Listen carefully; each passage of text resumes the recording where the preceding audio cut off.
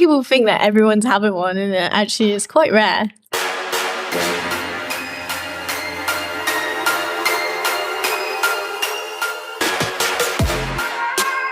Welcome back to LustCast. I'm Tommy McDonald, and this week we're going to tell you all about threesomes with two girls. So if that's something you want to try, we're going to answer all your questions and tell you how to make it happen. We're also going to look at the positive and negative effects it can have on your relationship. And we're going to try to explain a little bit about what it's like to go from a monogamous relationship to something more open. But before we get into that, please like this video, subscribe to my channel. My channel's quite small at the moment, and you can help me make it bigger.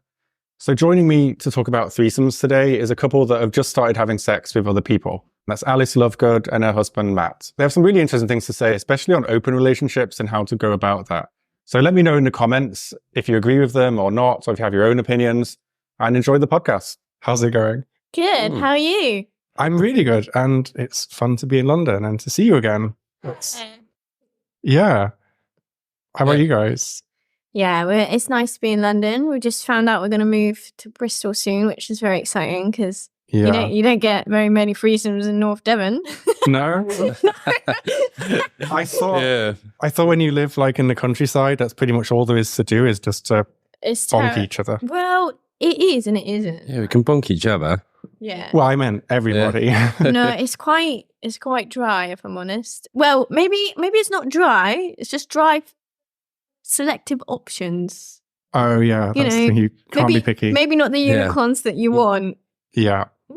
Now I get that. Might not be the unicorn you want, but it's the unicorn you get. And you're in London to have threesomes, I guess.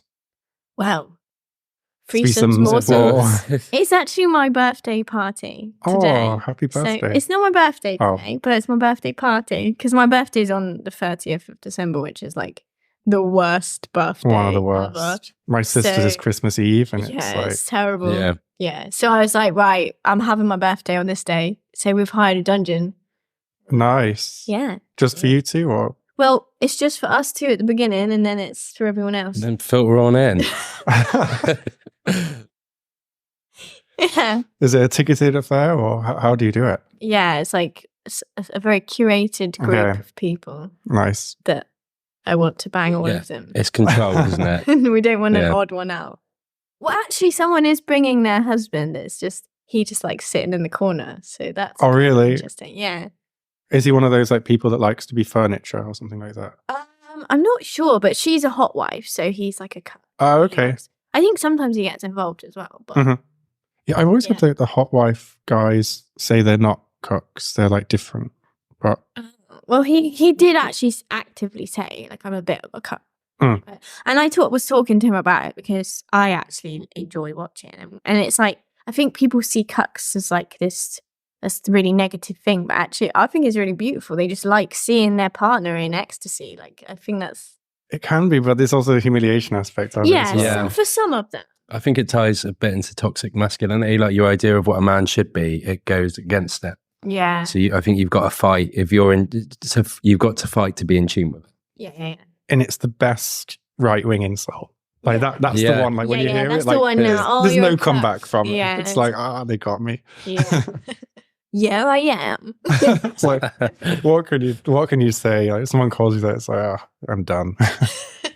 Like, okay, so I think before we get into the topic, like we're talking about threesomes with two girls, not threesomes in general, not threesomes with two guys, because like, this is the one everyone wants. I say everyone. You mean this is the one all the men want? Yeah.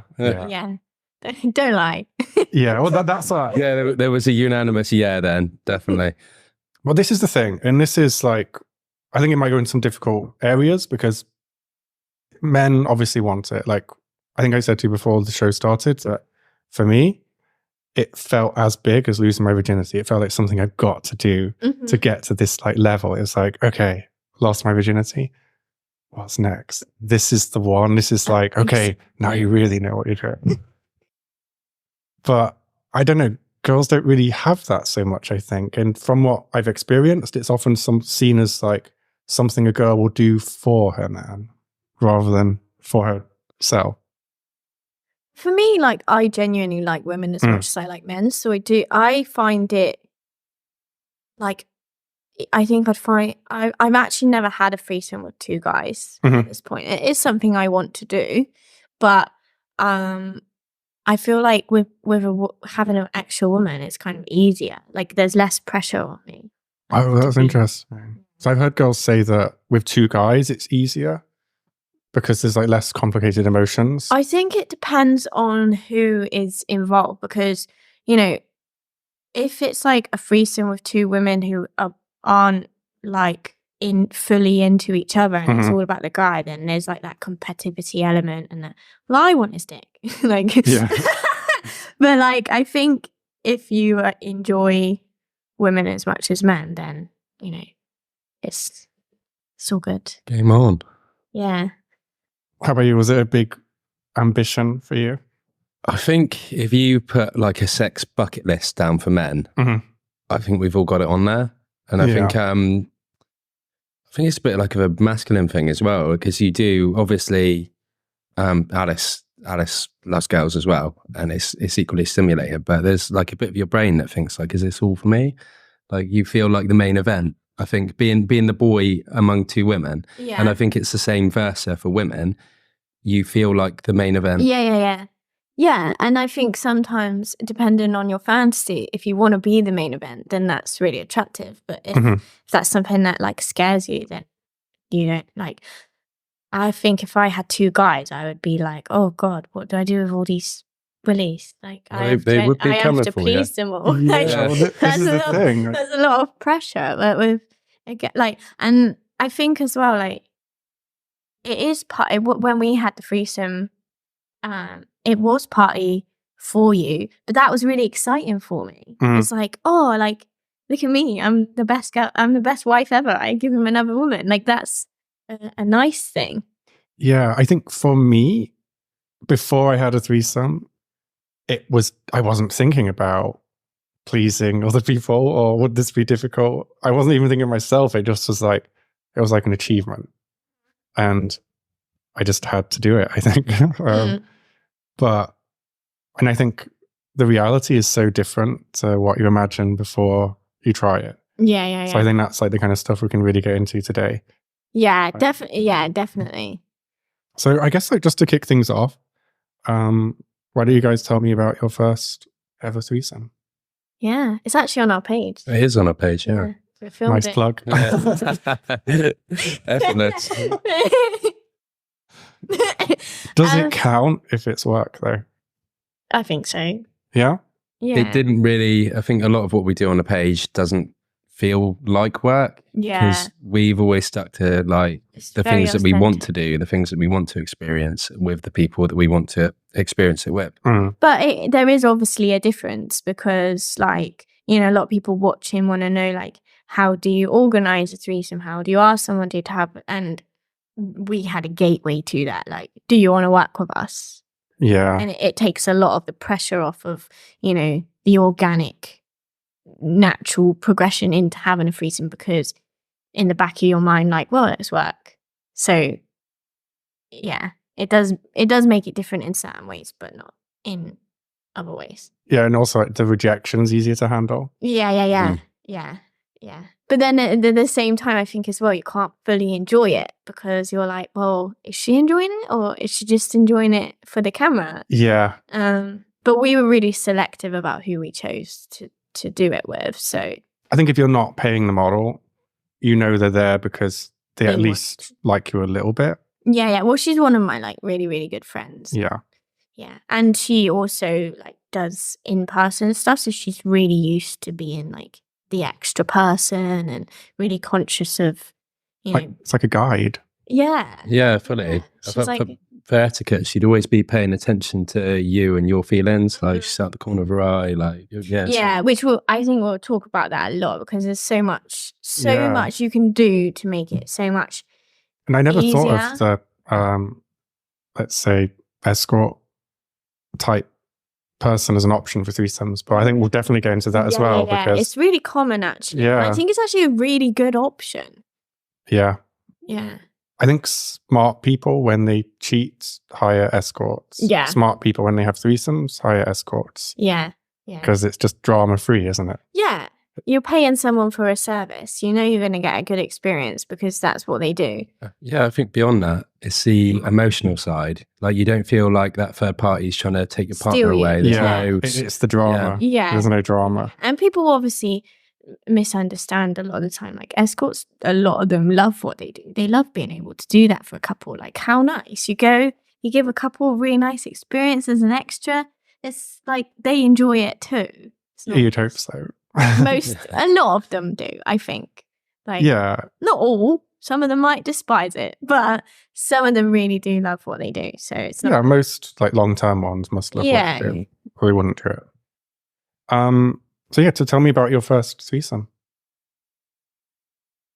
Let's start like before you even had it. Like, how did you even what was it a difficult conversation before it even happened?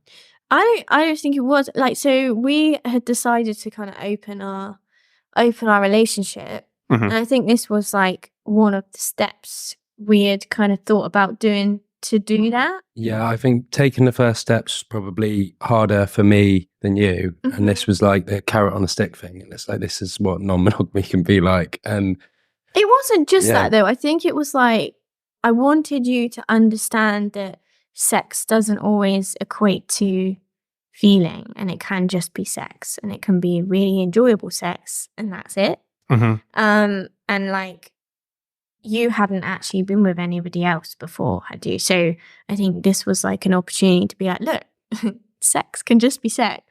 And also we knew it would sell really well. Like, so it was like, well, we'll do this, and I know that it will do really well on the page. So this was like a trial or stepping stone towards having an open relationship? Yeah. Because I don't think I've been with anyone else. I think everything that we've done from that point, it's always been like consented steps. So we sat down and we've almost had a battle plan for each step of non-monogamy. And I thought that was a brilliant way to get going with things. Yeah, and it was nice for you. I was like, well, and we've tried. Yeah, I had a great time.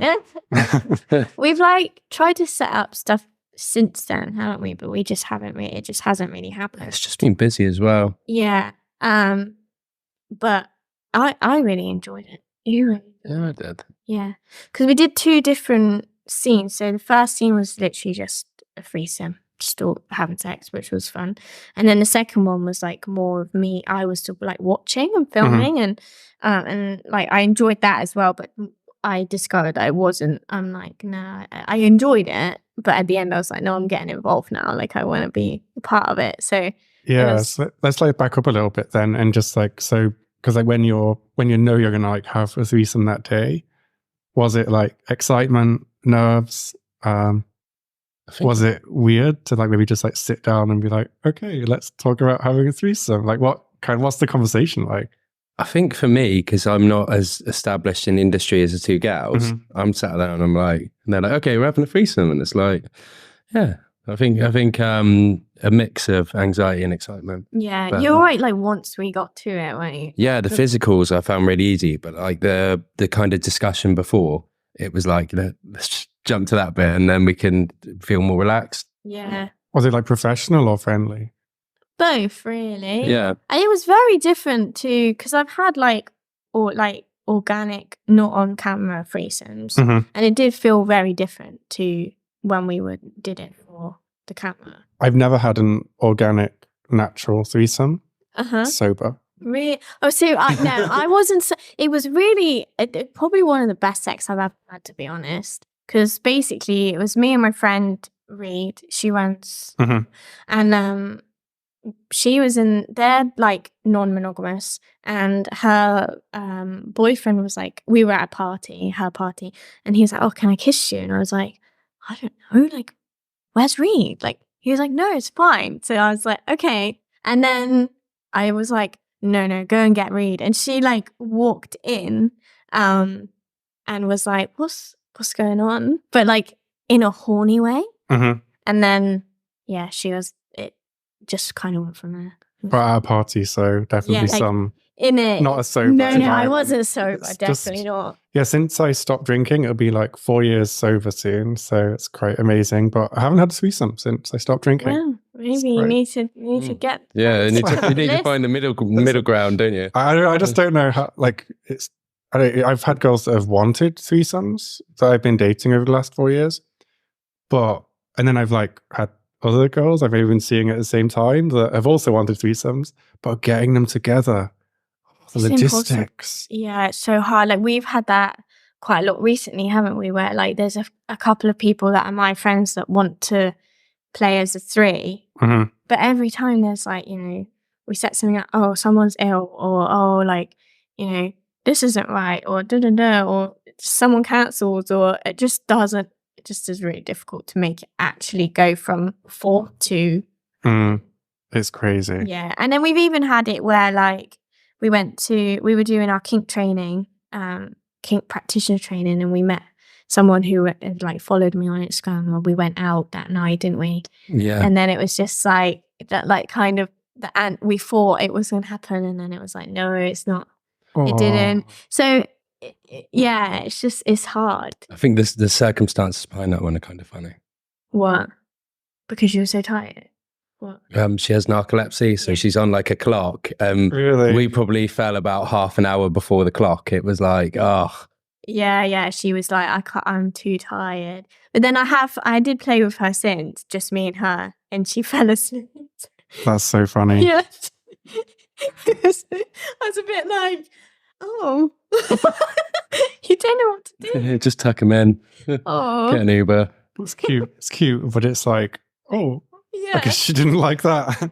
Well, really liked it. Yeah, one or the other, I guess. Go sleep.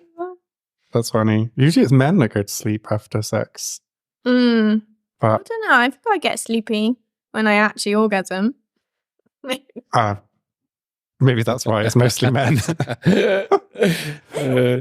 So when, like, back to your first threesomes, like when it actually started, were there like any moments where it was like, oh, I'm not sure if I like you having my partner, or even with you, because men can also get insecure with girls, like, oh, I can't do that to her, or like, we're not women, so we can't give them that. So it can feel quite competitive sometimes. I don't know. I felt like right from the beginning, like you were getting as much enjoyment as me. I didn't feel like. Yeah. And I really enjoy like seeing him enjoy, and being able to be like separate from it and watch him fully was really nice. And I was just kind of almost like voyeuristic, like watching and like, whoa, this is hot. There was one point that I really didn't like, which was she was like going down on him, and he like cupped her face and was like, "You're really good at that." And I was like, that's interesting. I think it's because like the most important thing I think is not feeling like they're a threat, and that felt like a really intimate, affectionate moment, and also the fact that it was like, well, is she better than me? Oh, yeah. Yeah, so it was like the competitivity side came in. Yeah. But then, like, I kind of just got involved, and afterwards we spoke about it. And I think one of the most important things for us is whenever, even when we're not like having a threesome, say I go and go to a party or something, like that reclamation sex, that like that being back together, just you two, I think is really, really important. And I think we get probably more fire from the reclamation than we do from anything else. Yeah, so it'd be like, you're mine, and like. Yeah, that was my next question, is like, how did you feel after? Yeah, I think if you can channel that feeling into like each other, then that could be really nice. But it could also, if you don't have the self-awareness and the ability, because I knew that I wasn't actually responding to what was happening in front of me. I was responding to, a childhood of feeling like I had to be the best, or, being triggered about being like feeling like I'm going to be replaced. It was all these feelings that had been triggered by that moment that were the issue, not the actual moment in front of me. But if you don't have the ability to do that, it could be really easy to just get angry at your partner, because that's what's easy, rather than reflection and, giving yourself space to feel and soothing those feelings. As humans, we're really not very good at that. So if you don't have that in you, I don't think it's a very good idea. Or like the people that think it's going to be some kind of relationship solver, like they're in, like, oh, maybe we'll have a threesome. Please don't do that. Yeah, I just sometimes think that a lot of girls do it because they feel like, yeah, maybe they need to do it to keep their man. Yeah. I don't know how true that is, but I just always remember that, like, you know, the sex party Killing Kittens, like when that was new, I was living in London and I went to one of those out of curiosity with a friend with benefits, and we went to find another girl, and it was all couples. Yeah. And I think there were like 2 single girls, and it was like every couple was there Just hounding them for the 2 single girls. And like and when the couples like met each other, it was like the guys were kind of like guarded, like, all right, mate. You know? So it was like it was a really strange environment. I think it's changed a lot now. Like, it's like back then it was like elitist, and it was like no ugly people, no people over 40, no. It was like, it was very different. But yeah, it was strange. And that was my impression of the typical couple looking for a threesome. Yeah. And I don't know, maybe that's unhealthy, or maybe it's healthy. Who knows? I think it's just difficult in general as well, isn't it? Because it's like, it's hard enough knowing if one person fancies you and is happy and is enjoying the sex, let alone introducing another person and all of their feelings and emotions and everything that goes with that. Absolutely. Yeah. Like, I remember the first threesome I ever had. I try to say this about offending anyone. It's like, I just remember that the girl that we picked, I wasn't attracted to her at all. Right. But I thought, if I don't do this, I might never get another chance in my life. So I didn't really give her much attention, but it was fun. And then when I kind of felt sorry for her, so I started to give her some attention. And then my girlfriend just broke down in tears on the floor, crying her eyes out. And I'm like, oh my God, that's a disaster. Yeah. It was all okay in the end. Yeah.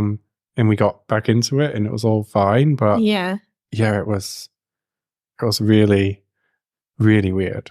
I think there definitely needs to be some like discussion beforehand about how you can reassure each other, how you can connect if you're the couple and there's an extra. Because like I felt when I had the threesome and they were a couple, I just gave almost like all my attention to the woman. Yeah. But then I really enjoy like being used. So that's like one of my kinks. It's like, so it almost like felt like I was just like a plaything for them. And that was really attractive for me.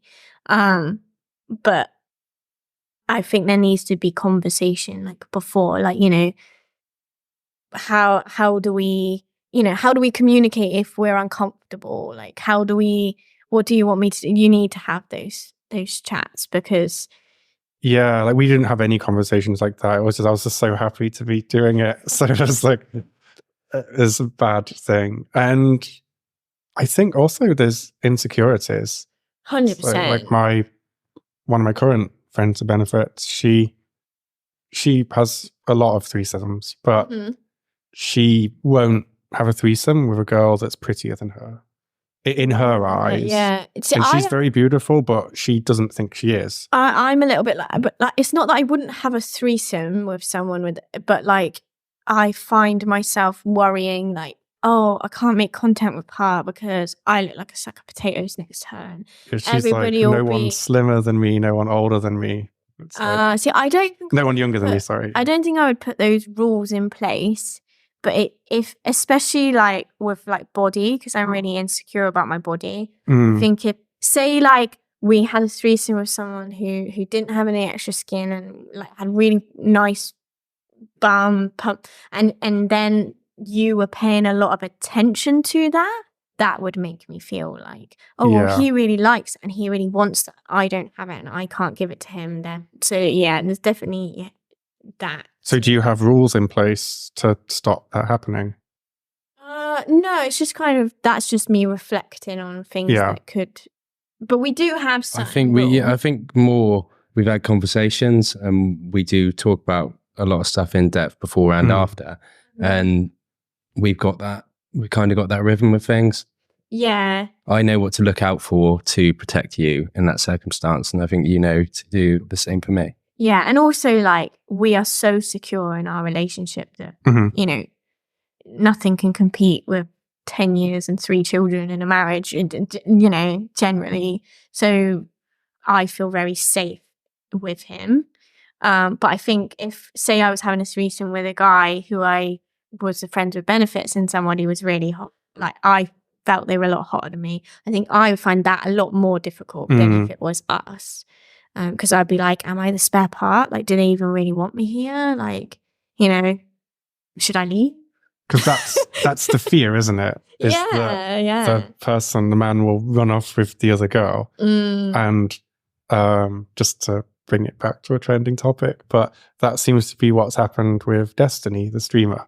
He had an open marriage and he made a lot of statements in favor of the open marriage, but it seems that she's met some Swedish guy and it's over, you know? Oh gosh. So conservatives are like, conservatives are having a field day. I bet they love it. I bet they love it. Oh, yeah, especially because of some of the things he said. Like, people said, oh, what if she falls in love with somebody else? And he's like, oh, I hope she doesn't because I haven't had a prenup. Right. The thing is as well, though, that people really have to understand is you're no more or less safe whether the relationship is open or closed. Like, if she's going to run off with someone else, she would have run off with somebody else in a closed relationship. Yeah, to be fair, that's what Destiny said as well. And nobody would be blaming the relationship style if she had run off with somebody else in a closed relationship. But because they don't like open relationships, they automatically blame that. But actually, the problem is she's run off with somebody else. It's not the relationship style that's caused that to happen. Yeah. People cheat every single day, all the time, in monogamous relationships. But for some reason, people don't go, well, it's because they're monogamous. I've always felt with open relationships that, similar to a threesome, that it's often, not always, but usually the man pushing for it. So I think maybe that might be the problem. Like, that if you've pushed for the open relationship when she doesn't really want it. Because if you go into a monogamous relationship after, then clearly you didn't really want the open one. Yeah. I do think that is something to consider. So maybe the same with threesomes. Like, it's just, you got to really make sure that you both want it. Threesome, yeah. And you don't just want to have sex with the one person and the other person is just there. Although most threesomes kind of end up like that, I find. Yeah. What are like the signs that indicate a threesome might not be a good idea? I think trust. Trust is 100% there. I think if there's a glimmer of mistrust in there, then once you're actually playing, it's like, like opening Pandora's box. Yeah. If you're doing it as a relationship kind of plaster, that's an absolute no. If you're doing it because you're bored of your partner and you want something else, that's an absolute. It needs to be an addition, not a solution. Yeah. If you have severe insecurity or attachment issues and aren't aware of them and how to, reflect and soothe those things, it's an absolute no. What happens if you do put yourself out of your comfort zone and do something like that? It's just going to blow up, isn't it? It just makes it messy.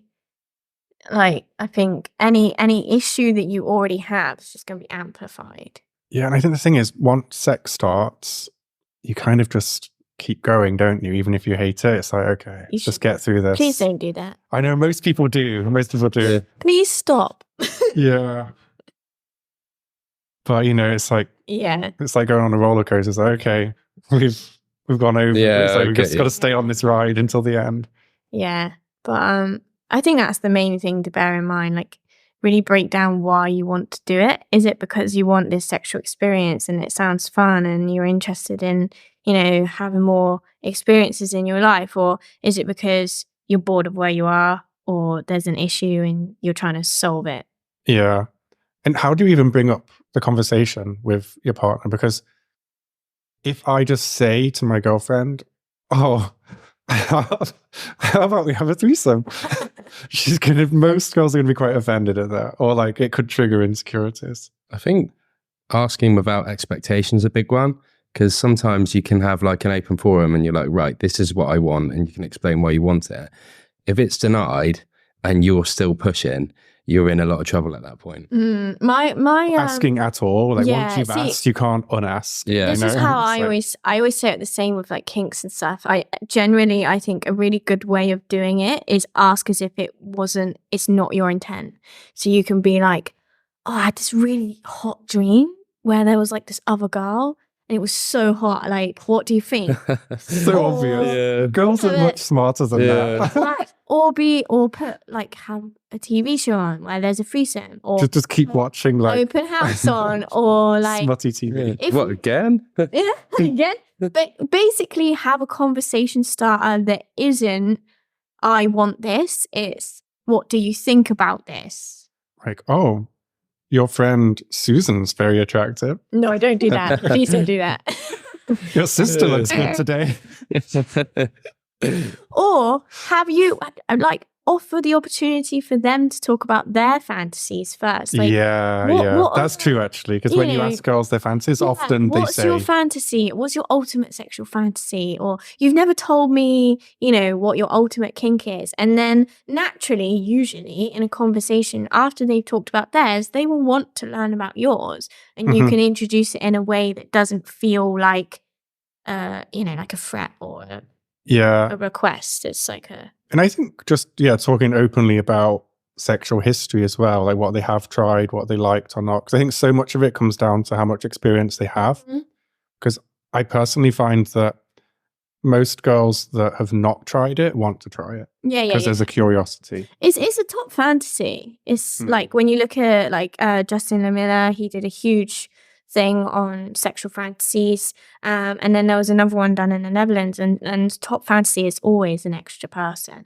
Generally, I think it's about like you being like wanted so much that there's two people, or like, but there's different types of. But there's also the theory that it's not proven, but it's like a theory that advertising has made women bisexual. Because everything has been through the male gaze. See, I had a really interesting theory about this, that so that you have two dials essentially. So you have like your attraction dial, so like man, woman, and then you have your flexibility dial. So like how flexible you are on that. So some men might be straight, but when they're in prison for 10 years. They'll have sex with a bumhole. Oh, just for 3 months, I think. Because their flexibility switch has had to be turned, because that's what's there.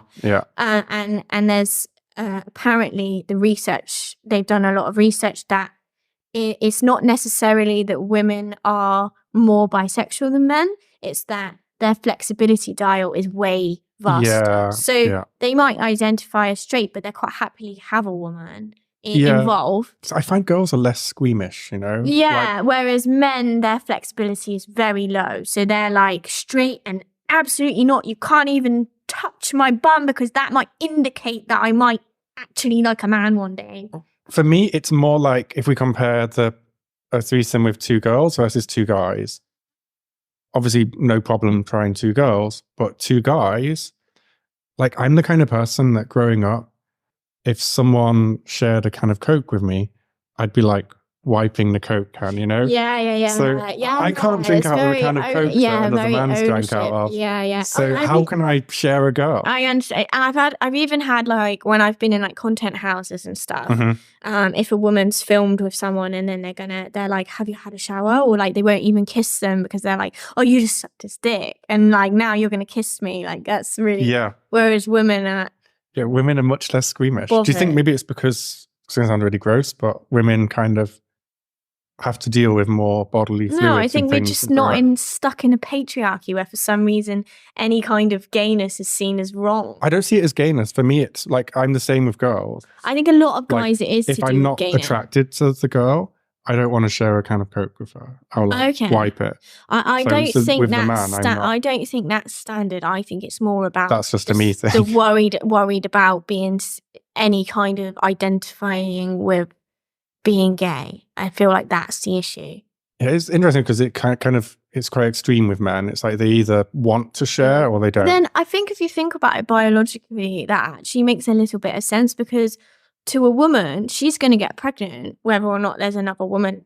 So in a biological threat, there is no threat from another woman. You're just both going to get pregnant. Whereas for a man, if there's another man there, your sperm might not be fertilizing that egg, and that isn't your baby. You're not passing on your genes. Yeah, so there might be some kind of like evolutionary biologically makes sense that you don't want another man to be in your woman because otherwise you're not going to have a baby. To be fair, I don't want 2 women to get pregnant either. No. Please, we've got enough of those. Like, no more babies for us. Yeah, you seem to be super fertile, so yeah, it's an issue. But yeah, I think it does actually make biological. Yeah, I didn't think of it like that. I was just thinking like because I'm just such a germaphobe like that. I've tried to get over it, but no, it's not happening.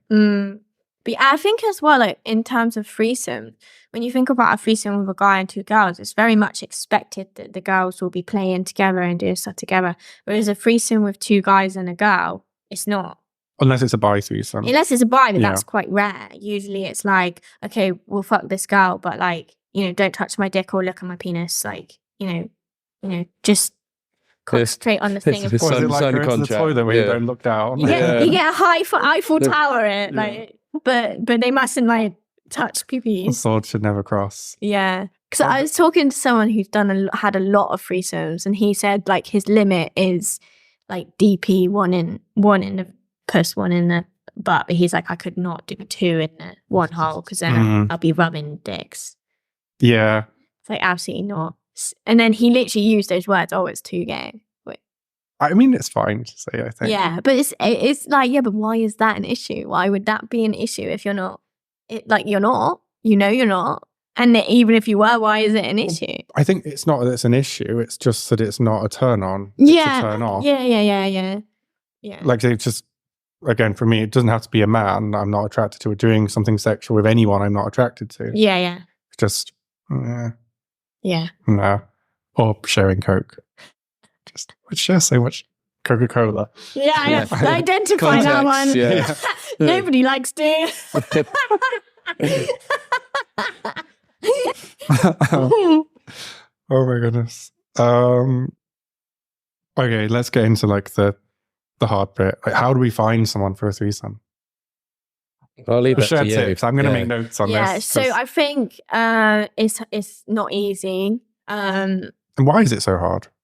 People don't talk about sex, and people are worried about rejection, and people are like uncomfortable about, oh, what if they don't like me, and that will ruin our friendship. Or, you don't think it's like just an economic thing? And then also like, the practicality of it. Just maybe there's a lot more couples wanting. Yeah, I think that's girls part of that are it. willing to do it. I think that's part of it, and I think as well, like I've even seen videos on like Instagram where it's like, the single woman like slagging off couples wanting a unicorn, like because they don't like to feel used, or it's like so it's definitely an issue. Yeah, I know girls that won't have threesomes with couples, but they will have threesomes with in general. Yeah, I think if you want one, then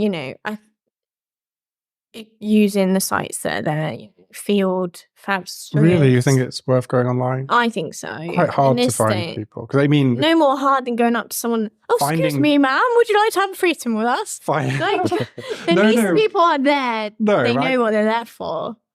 When they've happened with me, it's always been when I've been the person not having a party at your house, but when you're out with like a mixed group of friends and you come back home to your house for like a few drinks after. Yeah. Like that's when the magic happens. Yeah. That is like hanging out with her female friends. Like that's when it can just happen. Yeah. And there has to be alcohol involved.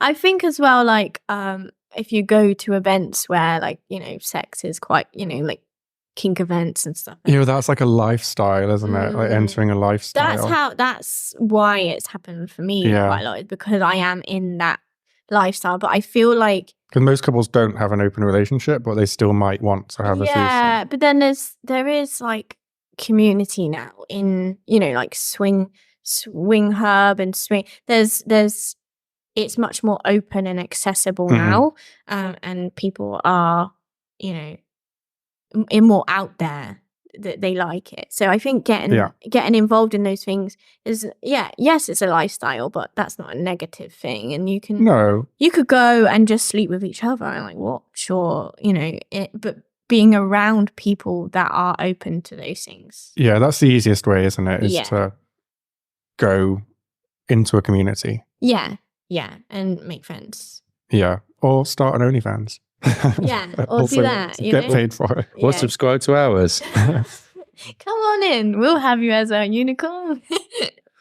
But I also think we should go back to what you said earlier about just hiring an escort. Because for me, if I'm in a long-term loving relationship, I think it's a smart option. I think it is. And it's probably what I would do. I think that's the easiest way as well, because you're paying them, you can be like, stop, I'm uncomfortable. Like, there's no pressure. There's no pressure on entertaining that person. And and you can choose someone you both like. Yeah. Because when almost every threesome, it's like one of you doesn't like someone. And like, it's like, okay, we'll go along with this. Yeah.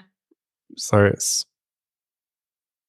I feel like the couple have got control of the variable, because the extra person, they've got all the cards at that stage. And I think if you're trying to protect your relationship, it does work a little bit better when it's, especially at the beginning when you're not sure. Yeah, I think definitely for like the first one, because you might have triggers that you're completely unaware of. You know?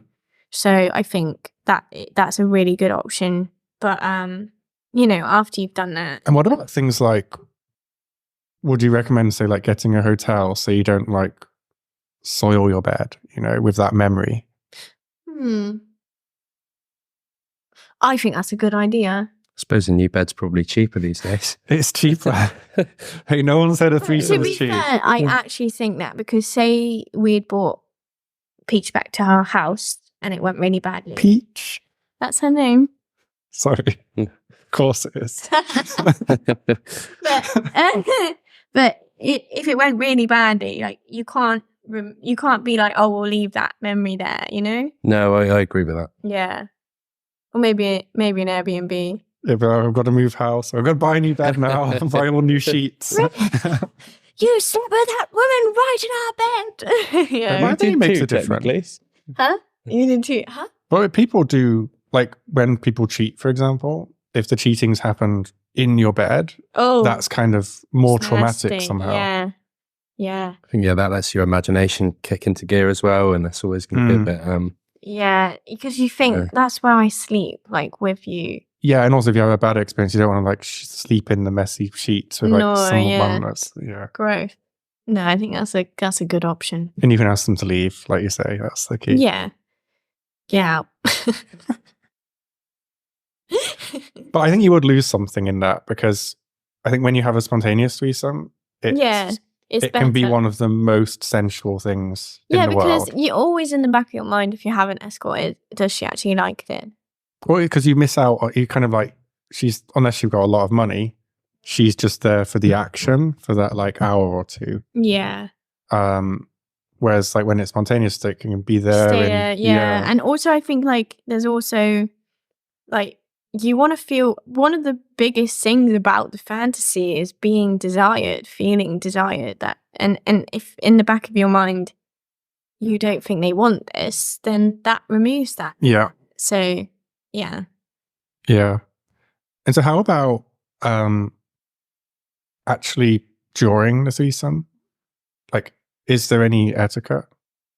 Yeah. So I think any kind of sexual situation anywhere with anyone else, you need to go through yes, no's and maybes and safe words before you engage. Like, you know, we're quite heavy-handed in the sex that we have, but, you know, grabbing someone's head when they're going down on you might be a complete no-no for someone. Yeah, you can't just assume. Yeah, so you need to have that conversation before, no matter how awkward it is. Like, what do you like? Like, what?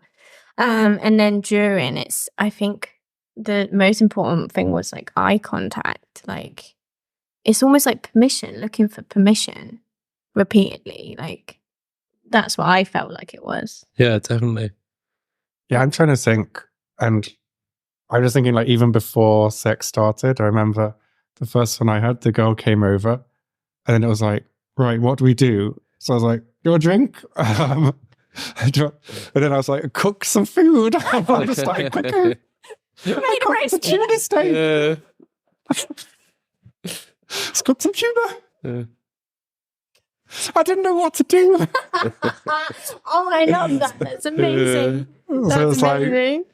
And I was like, I didn't know how to initiate it because I didn't know this girl. And I was like, well, we just met her. I can't just like jump straight in. Like, I didn't want to like make the first move on this girl. Or do you make the first move on your own partner? Or like, my mind was just like, we just started kissing, didn't we? Like that, and that was really nice because we were like just all kissing each other. That was quite nice.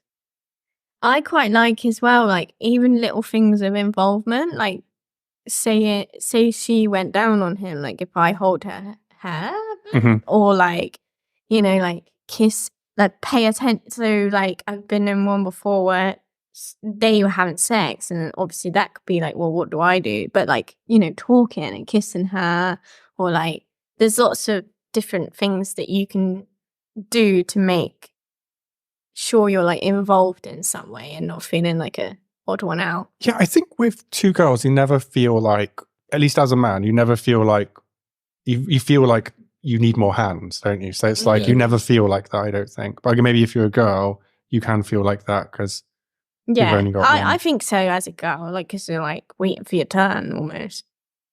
Yeah. Should I leave or, you know? Well, the best thing about threesomes for me is just the blowjob and rimming at the same time. I don't think we did that. No. I think we just both gave you a blowjob, which, to be honest, like the video, that is hot. Yeah, oh yeah, it was a good angle as well. Yeah, rimming never works well in a video. No. But two girls like and like kissing while you're like kissing like this when it's here, it's just quite hot. I think. Yeah, it's very aesthetically pleasing. But and the other thing that she did, which I thought was really good, and I didn't even realize she was doing it at the time, she made sure I was the one to make him come. So like when we were, because we did a blowjob at the end to like finish, and she definitely had better blowing skills than me. Like at the time, I was like, I need to learn how to do this, and I did. That's really interesting as well. I've got a friend, and she loves having threesomes. And you learn. She really likes teaching girls how to deep throat, for example. Yeah. So I love that. That's what I've gone from probably a 6 to a 9 on my sucking skills until you meet someone that's like takes the scale to 20 or something. Well, Jordan, like I'm like, nah, you can win that one. I'm not even trying. Just go for it. But like. Yeah, so I found that when you were close, she just all of a sudden started just kind of licking and letting me. I think that was a conscious decision on her part, but I didn't even realize that's what she was doing. But I think that's really nice. A lot of men get performance anxiety, and many women don't have orgasms during sex. So, like when it's a threesome, it must be even harder, or is it easier because the girl's there to help? I think it depends on the type of man and his thought process. Because, like, I know some that, like, you know, have definitely, you know, not been able to get hard because they're worried, or the pressure of it, the pressure of like pleasing two women is too much, and pressure is the ultimate dick shrimper. And like the average man, I think penetration lasts about 5 minutes. So it's quite a short experience if for some people. Yeah, you can't split that 2 ways, can you? No, it's like you can count the pumps each person gets. But then I think actually in that case, pressure is a counter to that. I think if you're that kind of guy, you're probably not going to get off an extra girl in the first place, maybe. Yeah. Because for you lasted ages. Well, we couldn't make you come. It was hard. Showing off. There's only the pressure of it. As soon as the camera's on, it's hard, isn't it? Yeah, I think so. Especially if you're holding it. Yeah. But is there any other threesome etiquette? Because I was thinking about condoms, because most couples, obviously, they're not using a condom with each other. Oh, and then you're kind of like putting it on and off, or like, do you have different condoms for each girl, or what's happening? I think that has been the case with one. I think in general, like things at like parties, or I think generally condoms are just a must. I think we didn't, because you can't show up with just one, can you? No, you have to just bring hundreds of condoms. I recommend ordering them from wish.com. You're gonna get a Wish baby. I ordered 1,000 for like $50. Yeah, but are they any good? I don't know. I just ordered them for a laugh. I'm sorry, but Wish condoms, you're asking for BV and a child. I ordered them for content, but it's like, I'm not going to use them.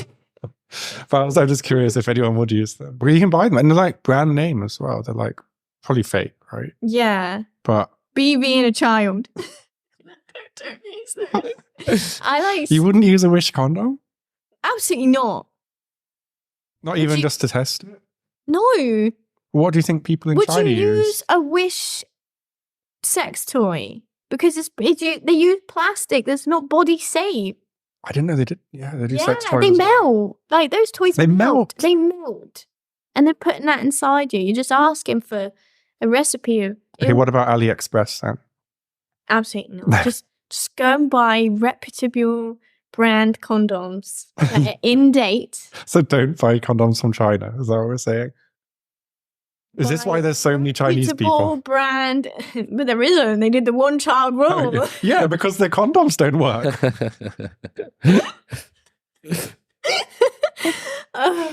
I'm confused on condoms. I think condoms are very important if you're playing with other people. And also, just testing in general. Just go get tested. Have a full MOT. Yeah, it's really important. Because the most common STI symptom is nothing. So you can get an STI from oral. You can get it from many things. Even with condoms, you can still get chlamydia and gonorrhea. So just test.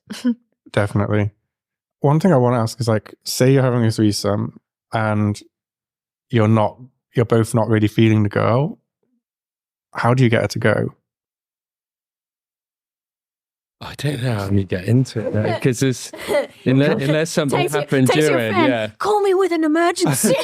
I have to go, my kid. Yeah, unless you went overside and you just... Because this is a problem guys normally have, but if you have it as a couple, like being told to go by two people, it's just could be quite a sensitive thing. I think maybe just don't. Maybe just don't have you can make an excuse as to why you don't want to have sex and be like, look, I'm not really feeling it tonight, I'm a bit tired, but and then follow that up later with, oh, we really appreciate you coming and but I think we're not ready for this, or something like that. I think as a couple you've got a responsibility to the third as well, and when you sat down there's something you want to do, then but I don't think you should be like having sex and be like, oh, I don't like her ass, like get out. No, not like Please that. don't do that. But sometimes you just don't connect with someone enough in after sex. It's like, okay, like that was fun, but time to go. I think if you've had sex, then you have a responsibility to provide aftercare, whether you're feeling comfortable or not. Like that's actually a good topic. Like, what should couples do after a threesome? Ask each other what you need in terms of aftercare. Like, when I had the one with Reed and her partner, they literally just asked me, and I was like, well, I'd like to have a cuddle. So we had a cuddle. And three-way cuddles are the best. Yeah. If you're in the middle. Yeah. And then like we like had got some food. We had a chat about how the experience was for each other. And then there's, and this includes the third person? Yeah. Yeah. I think so. And then I think it's always really important to follow up a couple of days later and just be like, just checking in. It was really lovely and then just be like, whether you want to do it again, whether you don't want to do it again, it's just a sign of appreciation and consideration for that person. Yeah. And I guess do you both talk to her? Or would you say it's like etiquette that really the girl should have the relationship with the extra girl? Well, we're in 2023. It's quite easy to make a group chat these days. That's true. But I feel like on swinger sites and on apps like Field, that normally it's like the girl's photos and the man doing the texting. Yeah. it's like you want this, so you do the work. Yeah, I think it's quite funny as well because sometimes I'm like, oh, this girl's really fit, and then I see her husband, I'm like, oh. Yeah, but that happens a lot. But also the opposite. Yeah, but yeah, I think just talk to each other. A good call on group chats. Yeah. I hate group chats though. I have one with my family. So many. I do them for work sometimes. But I think make consistent effort with each person as well. Like, don't be like, just every time the guy is in a chat, like you respond, but the girl doesn't. Like, you need to make consistent effort with each party. Like hone in on one person. Yeah. Yeah. And so I guess we've talked like a bit about this already, about the impact on relationships. But I guess for you too, it's been purely positive, or there's been negative as well? Purely positive. I think opening has been positive, and no, it's been purely positive with negative experiences because we're learning. But yeah, the threesome, that was just really easy for us, wasn't it? There was no but then again, I think it was because she is a professional. There was no expectation. It just feels really easy with her. Like, it's very, very, the person was so easy to communicate with that there wasn't any but what if, because you can just ask. Yeah. But yeah, for us, opening has been amazing, I think. Yeah. What do you think the impact of a threesome is for a typical couple? I think it can go both ways, kind of, depending on the individual. It could be amazing and bring the spark back because it's exciting and make you want to make an effort again because suddenly there's a level of competitivity. So it's like, oh well, I better on a saucy outfit and doing my hair because I want him to be attracted to me and then I think it can push effort. It can make things exciting and novel. And do you think that some people, or do you think, just to play devil's advocate, that you could have achieved the same results just by doing what you said and just, putting more effort in, exploring more things together, rather than, say, inviting a third in? It depends on your individual want from opening or because if when you're asking the question, why do you want to have a threesome, they say because I'm bored, because I feel I want to spice things up, because I feel, then yeah, maybe. But if it's because, for me, it was because I want to connect with other people. I want to say yes to all the experiences you can have as a human. So it was less about the relationship and more about, living life. And almost checklist, oh, I did that and I did that. Yeah. Then you can't get that from, doing your hair and putting lingerie on and having good sex. Yeah, but there are people that would say that, oh, just by considering this, it's kind of harmful to a relationship. Those people, I think, are incredibly insecure. You think? Yeah. Yeah, I think that's being afraid to talk about boundaries, because I think you should always be open to communicate. But I think so it does tend to be obviously more religious people, more people with traditional values, let's say. They might equate it with like cheating or people that don't let you watch porn because that's cheating. Yeah, but do they ever have a point? Of course they have a point. Everyone is valid in their feelings. I'm not saying they're not, but I think they might need to reflect and reconsider, because if you're ever afraid to talk to your partner and you don't have, like, if you don't have the ability to understand that people can want something and choose not to because it's a boundary in your relationship, like, you don't really have a relationship, because you're expecting that person to automatically know and abide by the rules that you've created in your head. That person is an autonomous human, and you should make decisions about your relationship together. And just because they have a different view on things, that doesn't mean your relationship is a threat, because will still choose to follow the boundaries that you create together as a relationship. But like, being like, well, you may as well cheat on me because you think differently to me, I take issue with that way of thinking. Yeah, I don't think they're so judgmental of the people in this respect. I think they see it as more a sickness in society almost. That it's only going to lead to something bad for everybody, which they would say is like, broken homes. But then that happens in monogamous married relationships all the time. I would love to get some stats on this to find out like what the stats are for couples staying together who are monogamous versus non-monogamous. Personally, some of the strongest couples I've known have been swinger couples. But I've also seen it where like when they're actually swingers, that's when I've seen it when it's really strong. And I've seen a lot of people who have non-monogamous relationships with various fashionable names. And that's where I've seen the problems. Right.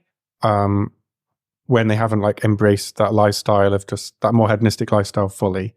Yeah. I think it's all, perhaps it's because within the swinger community, there's almost at this point anyway, there's quite clear rules. Yeah, that's true. People know the rules, and we're not given that in non-monogamy necessarily. And when there's rules that can be, plus they're doing it together. Doing it together. There's kind of clear boundaries. There's expectations. You're doing it with other couples that also know the boundaries and the expectations, and there's a little bit of a kind of pathway of how things go. Whereas in non-monogamy, somebody could say this is a boundary for me and somebody misinterpret it and then end up messing up. So I think that perhaps is part of it. And I think the swinger lifestyle is very much an established lifestyle, whereas non-monogamy might be used as a fix or a solution when it shouldn't be. Yeah, like I've got a friend in Budapest who's a swinger, and he's quite young, and he goes to swinger parties. His friend organizes them as well. He's like really active. And when he came to London and went to a sex party, he spoke to people and he said, "Oh, I'm a swinger," and they were like, "Oh, that's very old fashioned." And that was like, I thought it was quite funny actually. Once I went to this like after party after like a sex party, and there was like kinksters and there were swingers, and the swingers were like a lot less conscious of like consent, things like that. It's not that they didn't have it, but they were definitely, and then the kinksters would be like, "Oh, they're swingers, be careful." Like it was like rival gangs. They're two parties. Like swingers just want to fuck everyone. They don't care. Like this was the kind of like, whereas kinksters is like contractual. Like, I thought that was quite interesting. This is my issue with BDSM actually, is that I think it gets a bit like playing, D&D or something with like so many rules, and it all ends up being a bit everyone looking the same when it's supposed to be about freedom, but. No, freedom, but within these rules. Don't you come in here with those trousers. Do you know that actually happened? This is so strange. Like, I went in with to TG, Dimitri, and he had like fox leather. Like, they were faux leather. They were proper like And they were like, you can't come in. You're going to have to go in naked. I was like, fine, I'll go in naked. It's like, come on, this is supposed to be our expression of freedom. He's obviously made an effort. Really? Because his trousers look kind of a little bit pan-like. I wouldn't be able to go to a fetish party, I don't think. It was a lot. It was a lot for me. You've both been? No. I guess you're doing that today. No. We've just got hired a dungeon. Yeah, I was kind of controlled, isn't it? It's like our own personal sex party. It's the clothes. Curated for me, list. I thought about this so much, and like my friends always want me to go to Torture Garden, and I'm just gonna say, like, I just think fetish clothes look too gay.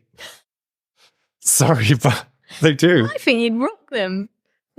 I think women the skinny do a lot. guy with like leather and like a chest harness, like just if they might as well just play disco music there. I think they should. I didn't like the music. It's very do. Yeah, I'm not into house music anymore. But what are you trying to achieve there? Shoot, it's the rhythm. Synchronized spanking? I don't know. I would do my head in if someone was spanking off the beat. Oh yeah, that would wind me up. That would annoy me. That would wind me up. Okay, let's... That's a little bit of neurodivergence. Yeah. You must spank on beat. Yeah, well, you'd have to, wouldn't you? You couldn't... Can you imagine just slightly off as well? I just went, who are you? Go practice. I want to talk about like just the general stigma of threesomes, because I think we touched on it a little bit. But do you think there is? I've just come from Hungary, and it's a very conservative country, and I'm not used to just being around British people anymore. But I'd say in Hungary, it's something people keep secret. Like, they might tell their best friend that they had a threesome, but they wouldn't say to their group of friends. Even if you're a man, you would not tell everybody, because people would shame you for it. Or they'd like start spreading rumors about your relationship or things like that. So how is it here? Do you think it's I think you're asking completely the wrong person. Yeah. I'm surrounded by sex workers and people that go to sex parties. You know normal people too. Not really. No, you don't know any normal people? You must know some normal people. We got extradited. We got extradited from the family. Yeah, we're extradited from the normal community. From your family, and it was specifically because of the non-monogamy thing. Really? Yeah. Not because of what I do. It's the non-monogamy thing. The thing is, I find myself, I'm quite accepting. If someone doesn't understand our life, that's okay. But I want to be able to talk to you about that. And you can tell me what you don't like and what you do like. And we didn't really get the opportunity with that, did we? No, and they just spread a load of rumours at once. Oh, it was weird, wasn't it? They'll probably watch this. Yeah. But that's, I guess that comes back to this, like what conservatives are saying about Destiny, like, oh, he's a cook. It's yeah. Oh, you get a lot of that. The implication is that because you are accepting this, that it's like a weakness. Almost. Yeah. You get a lot of that, don't you? That people will be like, oh, he cries at night. Or... There's a lot of poor husband, isn't there? Yeah. And I'll take this opportunity to say my life is pretty good. You know, poor husband earning 10k a week, you know, not having to go work in the cold, in the rain, getting to bang hot women. Poor thing. There's poor husband, isn't it? Poor husband. Another a lot of tears. Yeah. He cries nightly. Cries into his I make do with my life. You know. But how do you feel about that when people are judgmental? I think it's a bit of a process, because at first it's a lot, because I'm quite a reserved person. So when you've got 20 to 30,000 people kind of pushing their view of you, but as time goes on, I think you're desensitized. You just don't. I'm confident in who I am, and I'm confident in our relationship.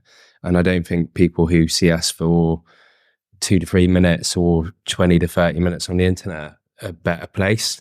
So, yeah. Something like kind of really hit home for me is because things used to bother me. And I noticed that they were the things that were reflective of the things that I would tell myself. So the only time that I would be bothered by comments is if it was something that I personally told myself. my own story that I used to beat myself up. It's when they use your insecurities, isn't it? Yeah. And I watched this thing, it was literally just like a reel or something. And this guy, he was doing this speech. I can't remember his name. I wish I could credit him. But he went up to like loads of people in the audience. He was like, I hate your blue hair. It's disgusting. I've never seen blue hair like that. And none of them had blue hair. And then at the end, he was like, do you feel offended? Or was that like water off a duck's back? And they were like, well, no, we don't feel offended because we don't have blue hair. And he is like, exactly.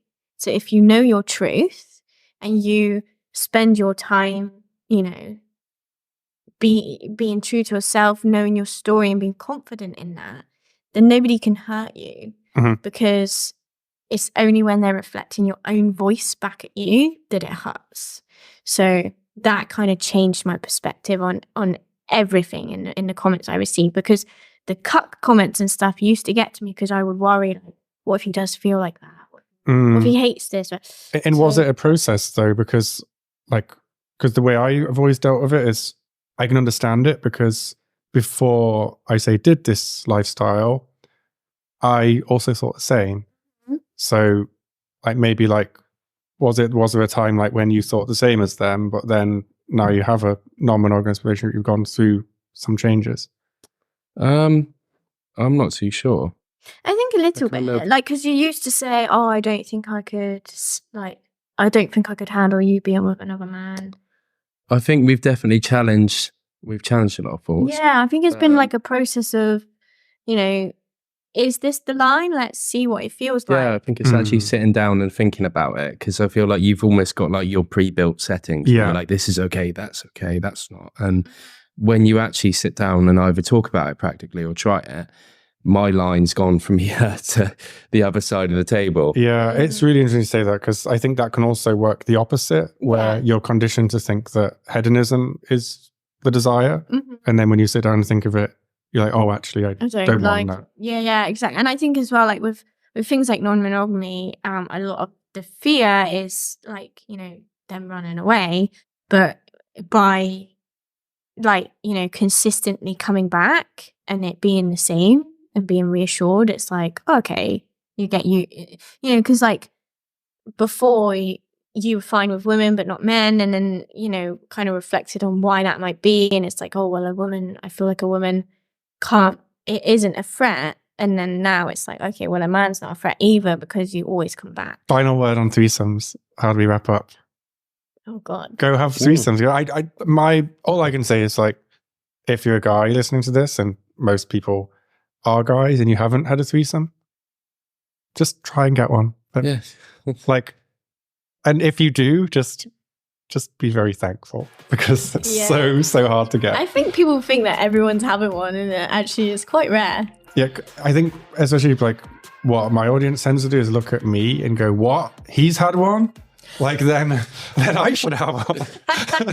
And if you want one, use this podcast as an opportunity to start that conversation. Listen to this conversation. Yes, send it to your friends. Yeah, and send it to your girlfriend. Send it to your girlfriend. Be like, "What do you think?" And then she chucks you out of the house with your shoes. Get on then. Go get one. I can't believe you listened to that stupid ventriloquist dummy motherfucker. and that whoozy.